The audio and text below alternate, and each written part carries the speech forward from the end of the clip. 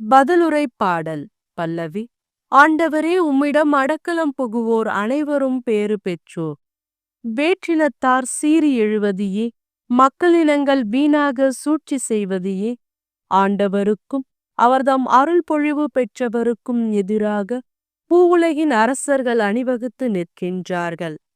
ஆள்வோர் ஒன்று கூடி சதி செய்கின்றார்கள்.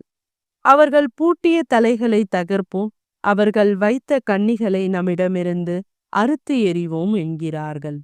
பல்லவி. ஆண்டவரே, உம்மிடம் அடைக்கலம் புகுவோர் அனைவரும் பேறு பெற்றோர்.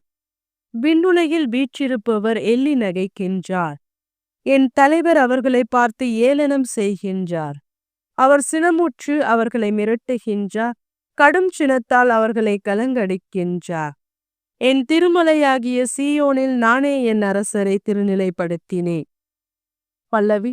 ஆண்டவரே, உம்மிடம் அடைக்கலம் புகுவோர் அனைவரும் பேறு பெற்றோர். ஆண்டவர் ஆணையிட்டு உரைத்ததை நான் அறிவிக்கின்றேன். நீர் என் மைந்தர் என்று நான் உம்மை பெற்றெடுத்தேன். நீர் விரும்புவதை விட என்னிடம் கேளும். பிற நாடுகளை உமக்கு உரிமை சொத்து ஆக்குவேன். பூ உலகை அதன் கடையெல்லை வரை உமக்கு உடைமையாக்குவேன். இரும்பு கோலால் நீர் அவர்களை தாக்குவீர். குயவன் களத்தை போல அவர்கள் நொறுங்குவர். பல்லவி.